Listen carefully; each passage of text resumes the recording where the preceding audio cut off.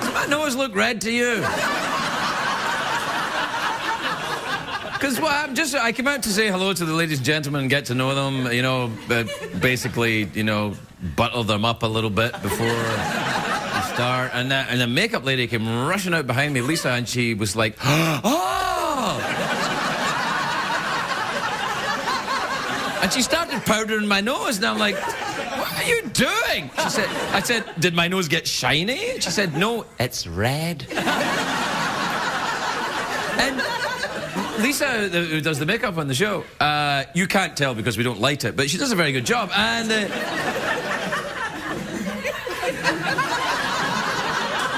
anyway, apparently my nose was red, and I was like, well, I was drunk for a very long time.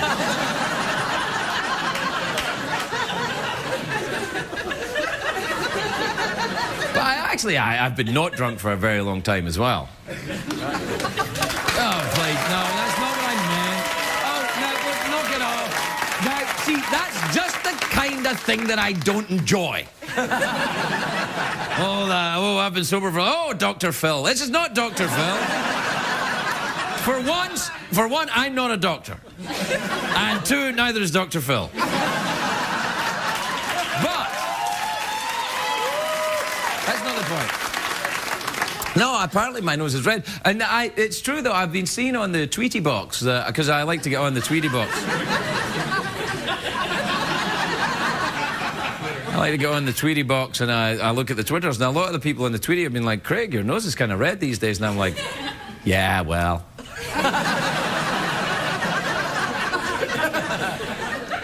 Maybe my nose becomes engorged with blood when I'm excited.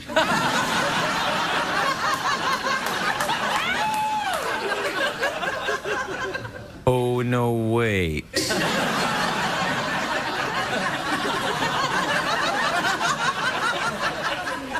Ah, yes. That's the other area. Good news, everybody. Commercials. The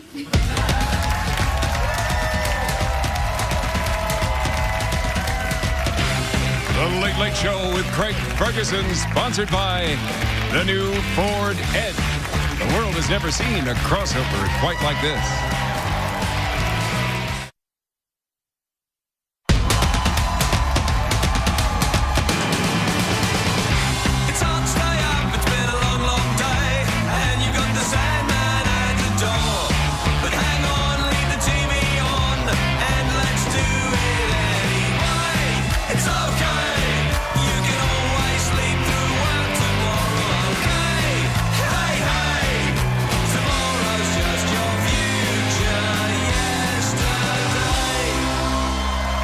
Ladies and gentlemen, Craig Ferguson.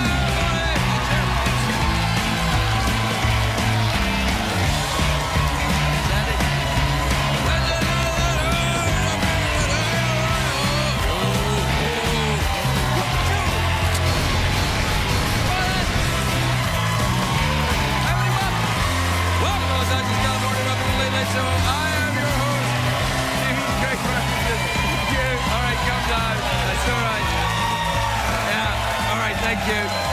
Thanks, everybody. Let it go. Please, please. No, that's enough. Really, I really appreciate it. Thanks. But when I saw the warm-up comedian go, come on, like that, I thought, man, they really are a crap audience. What am I going to do? Then I thought, well, if they're crap, it doesn't matter because guess what? We'll see. We'll all suck together. By the way, We'll All Suck Together is the name of a movie I've just had an idea for. Can I say that? Yeah. Oh, I can, great. Then I have no interest in saying it. The minute they tell me I can say it, I'm like, oh, that. I'm sorry for cussing, but I'm European. Where I come from, cussing's not cussing. It's considered food. Anyway, never mind that, because it's a great day for America, everybody. Yes! Yes, it is! Yes, it is. A great day for America. A great day if you're a foodie. You know, someone who likes food, as opposed to people who don't like food. Who doesn't like food? Models, I guess.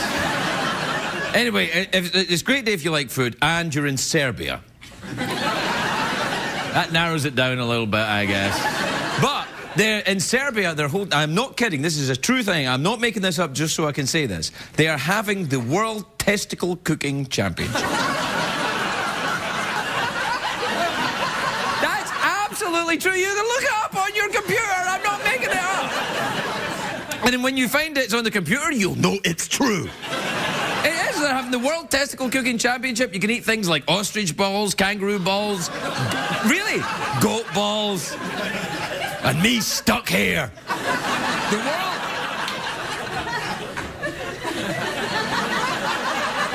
Not for the first time I've thought, oh, if only I could be in Serbia. The World Testicle Cooking Championship, it's a real thing, and it's easy to find. Once you get to Serbia, it's right next door to the world's angriest zoo.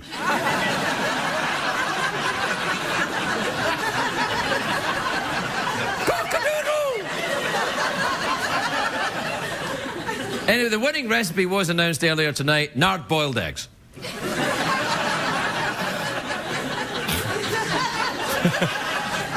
With a side of scrotatoes. All right. That's enough. I'll let the ball thing drop.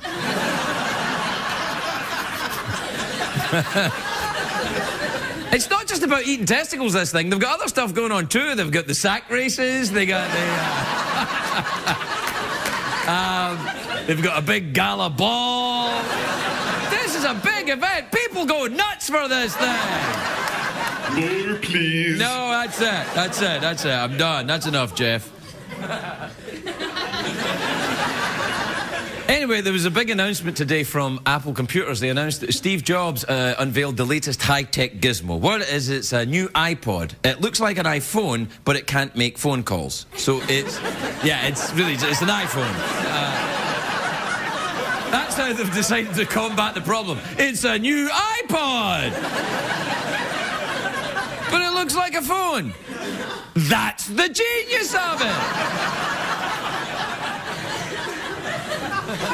Anyway, it's a great week if you like Serbian testicle eating, and it's a great week if you want a new iPhone, and it's not a great week, though, if you're an American children. Because the schools are going back. Yeah, I know. I'm very happy when the schools go back. The house is quiet, kids are out all day, there's no line for Dance Dance Revolution at Chuck E. Cheese.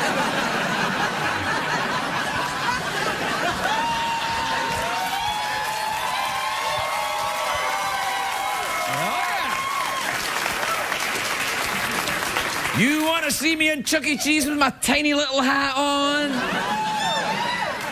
I'm Harajuku, biatch.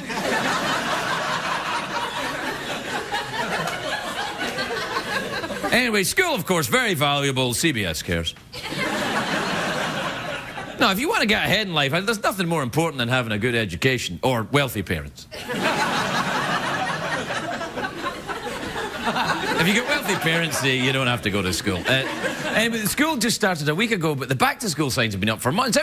You know what? It's turned into one of them huge, extra-long holidays so they can sell you crap. Everybody's trying to sell you crap because you're going back to school. Like at Pet Boys, they're like, it's time to go back to school, kids. You need to stock up on tires and brakes. And... this is Pet Boys, back-to-school sale. The school sales were different. The supplies were different when I went to school. All I needed was a notebook, a pencil, and weaponry.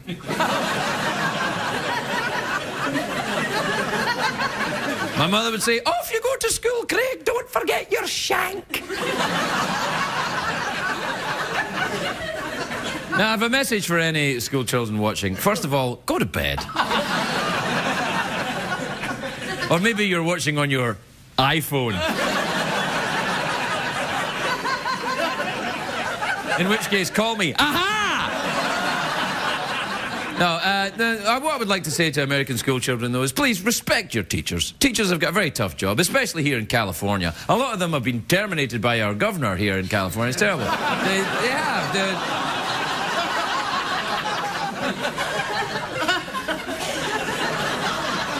Only had 8 years to come up with that. Ta-da! Yeah, thanks, Jeff. Hasta la vista, algebra. Anyway. Teachers, though, that are still lucky enough to have jobs here in LA have been graded themselves. This is true. The LA Times newspaper just printed a very controversial list of teachers. I should probably explain, by the way, a newspaper is something that people used to read. It's like it's kind of like a website, but everything on it is from yesterday. I know. And it's crinkly and it stains your hands. It's like having sex with Larry King. Anyway. Take that. Take that, man who's always been nothing but nice to me. Anyway, the LA Times, what they did is they printed out a list of teachers who work in LA public schools, and they've ranked them from best to worst, and the teachers are outraged, and I agree with them. I would hate to have a job where my performance was given a rating and I was ranked in daily papers and...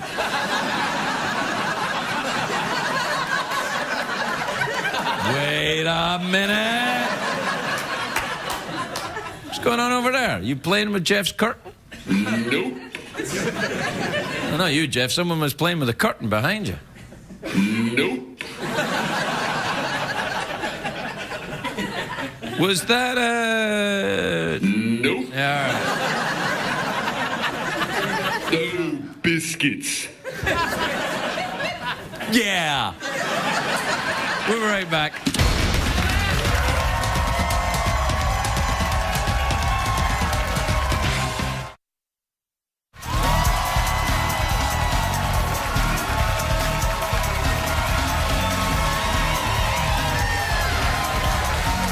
Welcome back, everybody. Welcome back to the show. That's what I have instead of a band.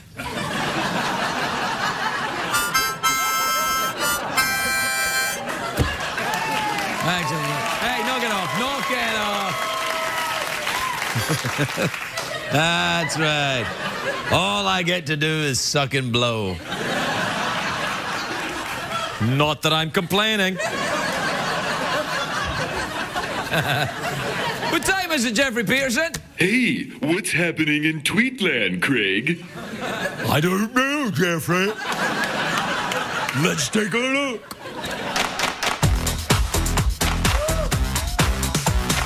Euro crashes and Euro litter. Get on the dance floor and shake your Twitter. Bum, bum, bum, bum, bum, bum. Check the tweets. Plus emails. Plus emails.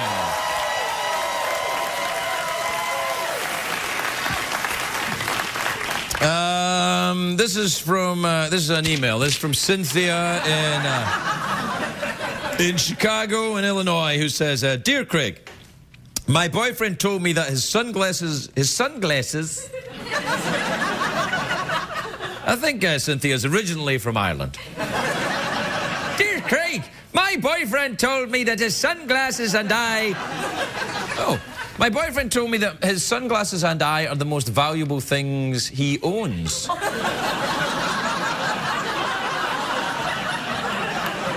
What should I make of this?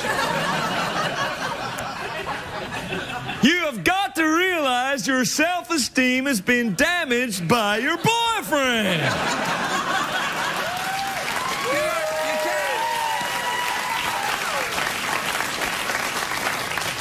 can't. Look. You can't say your boyfriend doesn't own you, and he may not even own the sunglasses. He may have just borrowed them. You should say, "You don't own me." That's what, in any romantic relationship, you have to make it very clear. Make it very clear to anyone that you're getting involved in a relationship with. Make it clear to them that you are not going to take their "ay caramba." Make it clear to them. Tell any man or any woman, I am not taking your crap. And then they can leave and go and find someone who will.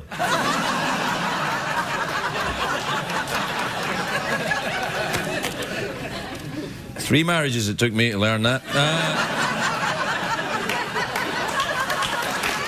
Yeah. This is from Annie in Stuttgart in Germany. Germany? Annie says, Dear Craig, my ex cheated on me, but now he has asked me out on a date. Should I give him another chance? Let me put this in a way you'll understand in Germany. Giving your boyfriend another chance after he's cheated on you would be like opening a second front in Russia.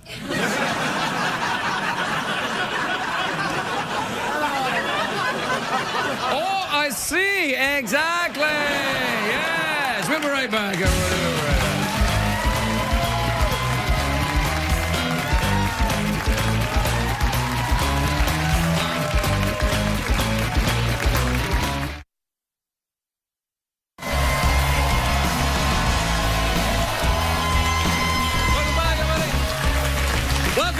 Welcome back to the show where, you know. Anyway. It's free. There. Welcome back to the free show. Free show, yes! Yes! So what you're saying, Craig, is that we don't have to pay anything? No. Here's the truth. CBS doesn't want me to tell you this, but you don't even really have to pay that much attention to the commercials.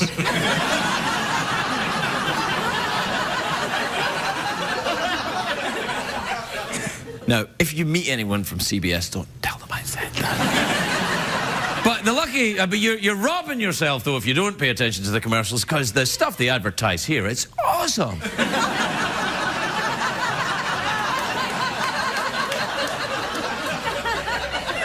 This is a man trying to dig himself out of a hole. 3 marriages it took me to learn that. My first guest tonight is a very beautiful woman. She hosts an Emmy Award-winning talk show. It's in its 5th season. Well, its 5th season premieres on September the 20th. Take a look at this. Who cracks you up? Who do you, like, never miss if they're out on tour? You love their shows? You watch their sitcom every week? You. When you go out on your big cooking shows. Thank you. Chris, I'm going to pay you $2 for that comment later. I love it when you're on tour. You're at Mass. Tonight she's going to make soup. And people are up in the rafters. Soup. It's great. Please welcome the very lovely Rachel Ray, everybody.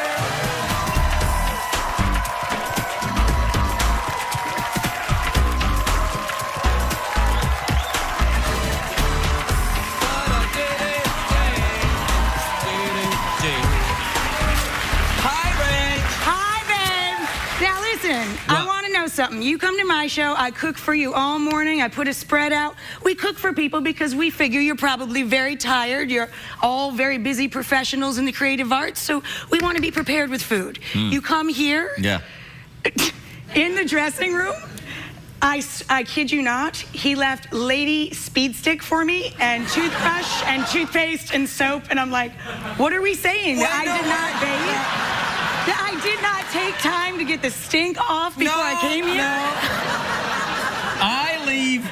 That was my Lady Speed Stick.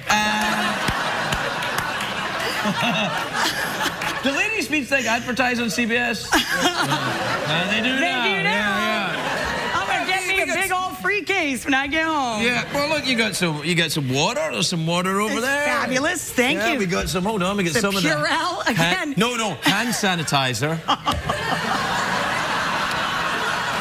Do you want some hand sanitizer? Yes, please. All right then. Oh, I love it. Do you really? Do you use a lot of hand sanitizer? Do you hand sanitize after you have guests? No, like if Andy Dick or something on, I'm like, do you ever do that? I do that. No, but people always hand sanitize after me because my hands always smell like onions, garlic, you know, because But that's I a cook all lovely day. smell. Can I smell your hands? Well, now they smell like your hand sanitizer. They don't, actually. It's, yeah, is it a little onion, garlic? Biscuit. Biscuit. Oh, my God, what's that? What's that? Wait till I tell my mom what I did today. Actually, I had my fingers sniffed. No. I'm European. We do that all the time. That's a very... No, what have you been cooking recently? What have you been doing this summer? Have you been out on a cooking tour, making soup? I actually, I did not go on cook tour. I spent part of the summer lobbying in Washington. I was like Mr. Smith Goes to Washington, but For what? in girl form. I was working on the Child Nutrition Reauthorization Act. Oh, well, and good for you. Getting more money for our school kids to have better food. And then I started, because I didn't have enough work, I started a new franchise over at Food Network for their sister channel, cooking channel. It's called Rachel Ray's Week in a Day, which I brilliantly thought up because it rhymed with my name, Rachel Ray's Week in a Day. And then I sat down to What write about this. Rachel Ray? She's sometimes gay. Well, there you go. Because I'd watch that show, I tell you that. I actually have a short list of women that I am a little gay for. Really? Who are they? Absolutely. Oh, come on. Tina Fey's the top. Oh, that is so But she awesome. knows that I've told her. I like Tina Fey. Every time I love met her. her, She's she's brilliant. very friendly and nice. And brilliant. I thought because she's so smart and clever and talented, she'd be one of them Hollywood types. But actually, no. No, she's very cool. No. Although I did, after I met her and I went away, I noticed she was purelling. Well, as we all do. Who else are you gay for then in the girl world? Well, she's the top of the list. Okay, Everybody else is pale, pale. But who would you, like, not gay for, but maybe just a pillow fight in slow motion? Well, that's a lot. That's a big group. See, you're distracting me. All right. So the week in a day. The week in a day, yeah, right, all right. But I teach you how to make a whole week's meals in one day. I can't have a whole week's meals in a day. I have an addictive personality. If I have a whole week's meals in the house, I will eat them right away. That's I true. never thought that through, but you're right. That's true. People like me, we can't do it. I'm like a dog. If there's food in the house, I eat it till it's done. I would eat myself to death. Keep going. Yeah. No, really. All right, so don't watch that show. You can tune into the daytime show. I do, often. Really? Do you remember that time I was on your show and you were showing a clip of me and I was wearing a shirt? And and in the clip, you said, oh, you were here a few months ago. Have you got that clip? Watch this. Watch this clip. It's hysterical.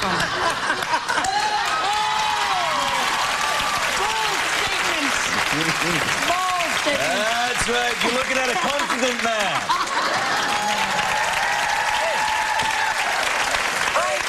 I was wearing the same shirt. That was years ago. I had the same shirt on. I feel awful. And do you know what's weird? This is the weirdest thing. When I came to work today, I was wearing that shirt. No. What is going on with that shirt? I think I've got a secret kind of infatuation, sex, blue shirt thing with you. I think it is. I think you're gay for the blue shirt. No, you know what it is? I like to wear dark, loose clothing when I'm feeling a little chubby. So you have felt chubby for, what, 2.5 years now? Yeah, I've felt chubby since I was in 4th grade. Really? Yeah. A little bit. I was a husky kid. I didn't have the good nutrition that you're promoting. I lived in Scotland. We had potatoes and gravel. That's it. You are. That's every time you come on, we make. Straight to my ass. Jeff needs a couple of potatoes. Yeah, he could use a couple of potatoes. He could use a couple of potatoes. Unfortunately, he doesn't have a digestive tract, so it just, It just goes right through. Yeah, it just goes all through. You give him a potato, and it's just a little bunch of potatoes in the. Anyway, so what? The good nutrition. I didn't have it. What kids should they eat? Rachel. Somewhere in there was a very thoughtful sentence. Well, I'm a believer in whole foods. I think kids can eat mac and cheese. There's nothing wrong with it. I just think you should make your own instead of like little powdered orange stuff, and maybe switch out a little whole wheat or whole grain pasta, giving them protein and fiber. I think you can sneak in a lot of good nutrition quite easily to anybody's And how diet. long have you been in Al-Qaeda? Because are you talking about making your own mac and cheese? Yes.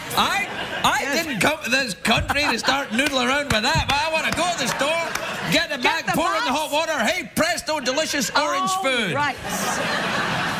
Absolutely. Check. So we will not be making that when you come to the show. No, no. I didn't know how the affinity that you have for cooked testicles, though. We could do some balls next time.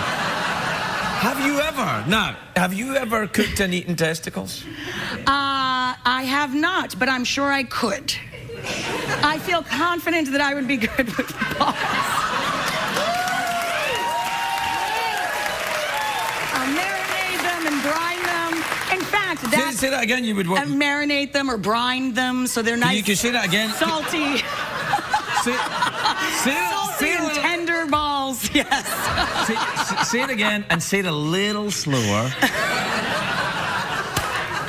Wow, I think I mean, I guess it's just all protein. It's a delicious meat, I guess. You know what? There's so many other things. Well, there's still pasta. I mean, what? Yeah. Really? You know, if there's a choice between pasta and nards, I'm going for pasta. I have eaten many things, including bugs, but, you know. What kind of bugs did you eat?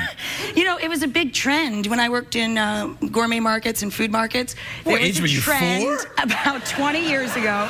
It was a trend about 20 years ago where there was chocolate-covered grasshoppers and, like, I'm not kidding. Really? It was like a thing. Right? See the head nodders? They'll say anything for free chicken. Yeah.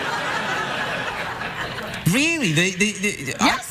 Was it nice, like a chocolate-covered grasshopper? It just tastes like crunchy, just kind of crunchy. Well, what's wrong with peanuts? Didn't really taste like anything, really. Really? Yeah. I mean, you put dark chocolate on anything, I guess I'd try it. Do you know? Me too. I love dark chocolate. Love dark chocolate. Yeah. No. Do you know what I ate once was snake. I've had snake. Absolutely, sure. Yeah. Snake, shark, all that. Yep. Shark. Shark was pretty good. Shark's all right. Tastes a bit like chicken. A tougher piece of chicken. A tougher, fishy piece of chicken. A tougher, fishy piece of chicken. Yeah, again, while there's pasta.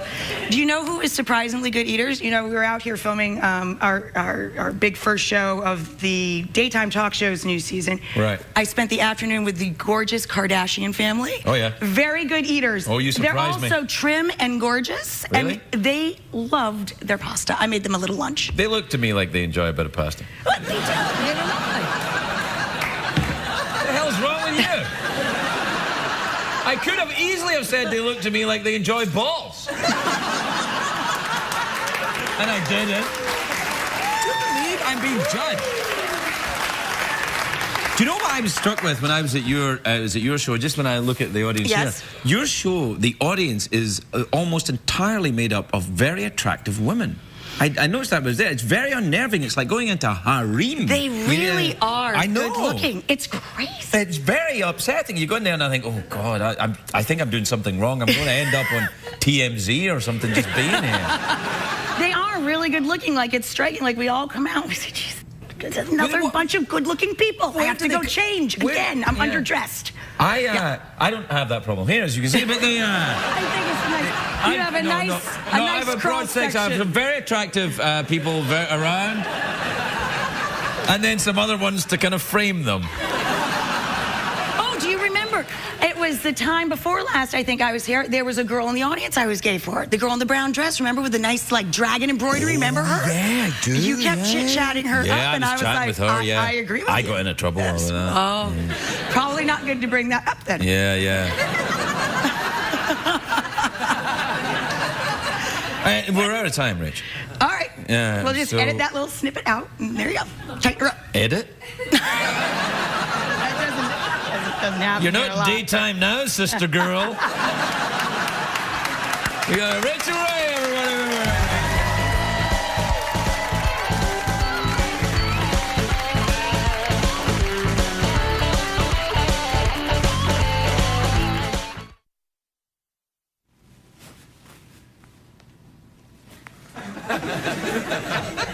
Doodly doodly doo doodly.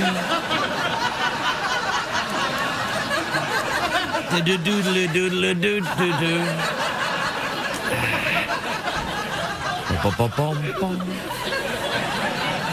I loved Mr. Rogers, didn't you? I did. All right. My next guest is an author of a book called I'm Dying Up Here, which is now in paperback. Please welcome William Knoedelseder, everybody. William Knoedelseder.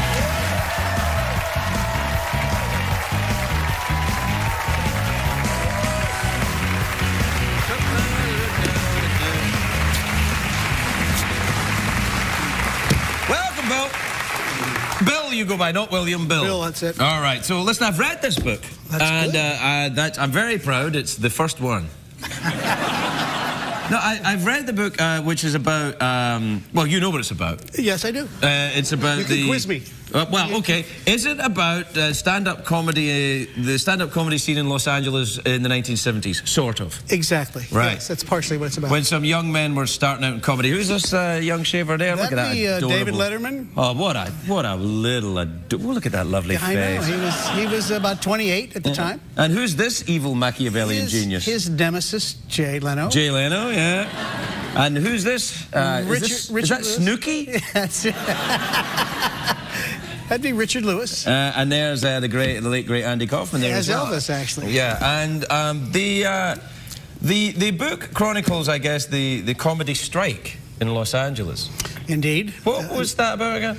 Well, it was about comedians not getting paid for their work, so they went on strike at the Comedy Store. Yes. They went on strike for for a job they weren't getting paid for, which is kind of unique. And it's kind of weird when you think about it. Yeah. Labor history, yes. It was like there was going to be a trade union born out of it, and then it never happened, right? Right, it did not. Well, yeah, comedians and unions and organization kind of don't go together, but it was an insurrection of the moment. Yeah. That took place because, I mean, back at that time, it's hard to think about it now, but if you wanted to see comedy, you literally had to go to 1 or 2 clubs in the country. Right. And if you wanted to get on the Tonight Show, the Johnny Carson show, which is, if you didn't get on the Johnny Carson show, you could not be a comedian. Now, a lot of people still want that show now. Well, you had to go to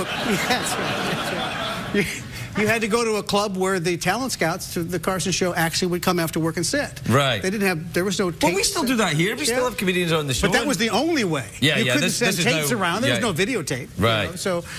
And there was a group of comedians at the time who were coming up. Tom Dreesen, the comedian, is still working a lot as well. He was very much part of the organisation of the strike, wasn't he? But these guys went on to real superstardom. David Letterman, Jay Leno, Richard Lewis, and Andy Kaufman. Andy, of course, sadly died. Well, it was about 20 years ago now. Yeah, some years after this happened. Yeah. And who was the do you have a personal favourite out of these guys at the time? Well, that's hard to say. Andy was the weirdest one. Well, yeah, no doubt about that. He's Andy Kaufman. Yeah, exactly. There was no one stranger than Andy. Yeah. And there was no template for what he was doing. Yeah. He was not what you would call a stand-up comic, though, and he was. Yeah, he's more a performance artist, really, wasn't he? But what happened was when Carson moved the show from New York to Los Angeles in '72.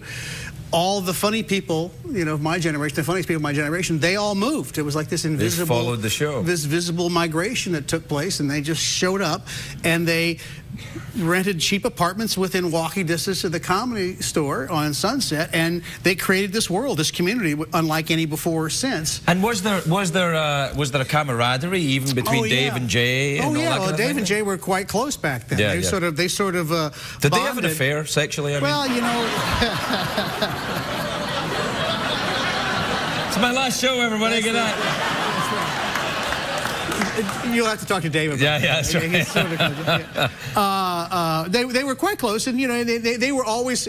If you were at the Comedy Store, they would always be standing together in the back, and they were like the big men on campus in that scene. Everybody knew that Dave and Jay, Leno and Letterman. It was like they were connected with an ampersand. Right. You know, they were going to go somewhere. Nobody knew where because it wasn't mapped out yet. Right. You know, and they were all the same age, and it was sex, drugs, rock and roll, staying up all night long. You know, being funny and eating at all night places. Nobody had any money. That's when I kind of... how do you get the sex, the drugs, and the staying up all night and be broke? Because I could never do it. It was either, you know... Sex was cheaper back then, I guess. That's right. You know, that's right. The money goes out now instead of coming in. That's a byproduct of age, I'm afraid. That's right. It was free love. But free love. No, it's not.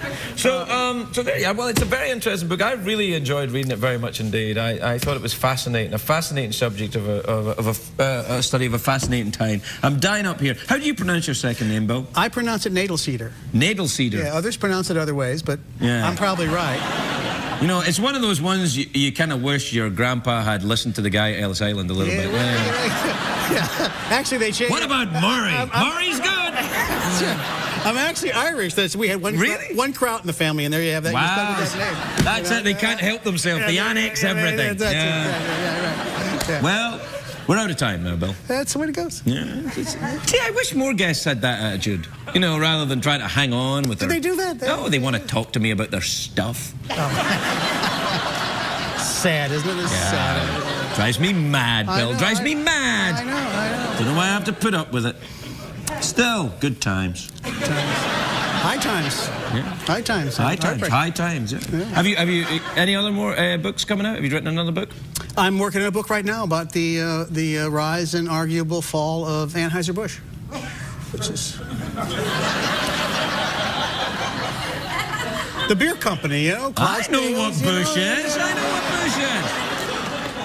It's just as funny as this one. Is it a funny book? No, it's not funny. It's very, very colorful and dramatic. Set in Milwaukee? Set in St. Louis. Oh, I thought my hometown. No, Bush is in. Oh, it's Pabster in Milwaukee. Yeah, that beer. That beer. I'm sorry. When I drank, I didn't care for labels. Me too. I know that story. Yeah. But I read your book. I read your book in the Green Room. You read my book in the Green Room? Yeah, it's actually really good. You know, I didn't get through it, but you know, at the end of chapter 3, the thing about Frank Sinatra and your parents, I choked up. Yeah. It was, wow, I wasn't always some late night douchebag, you know. Occasionally I wrote for, I've written a book or two. Right. You got away with prose. You don't. Yeah, it's just. No, so your book's good too. Oh, thanks. I think we're getting along rather well. Well, we have to go. Okay, all right. Bill Knoedelseder. Knoedelseder. A before E. Murray Henderson, everybody.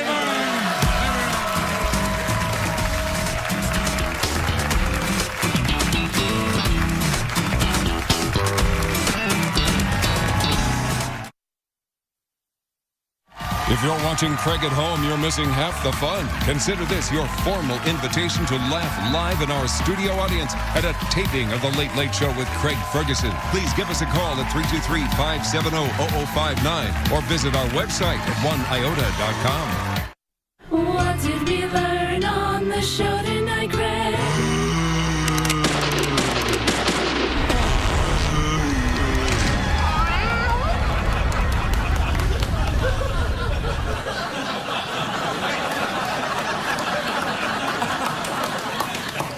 You may well nearly applaud.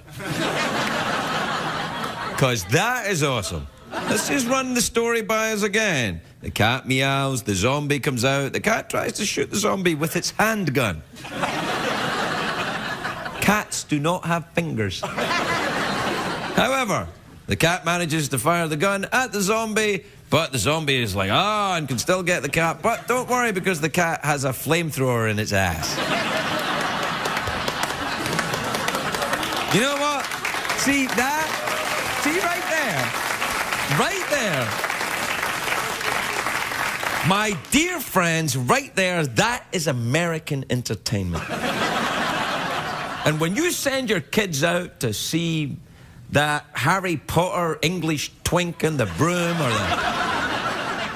or when the kids go and see the vampires that care about relationships, you're doing them a misservice.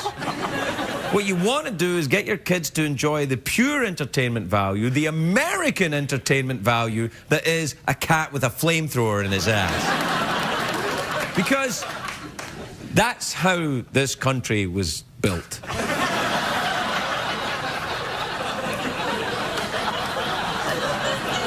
I mean, not exactly. It's not like Lewis and Clark said, well, let's try over this way. How are we going to get through all those woods? Well, bring up the cat with a flamethrower in his ass. Right, over that way. That's what you do in old movies to tell the wagons to move. You do that. I practiced that when I was a kid because I thought I'd be a movie star in America. No kidding, I would do that. I would go like that. And the weird thing is, if you do that long enough, wagons come by you. Well, we're out of time, even although it's the future. So we'll be back soon with a cat with a flamethrower in its ass. God bless America. Good night, everybody.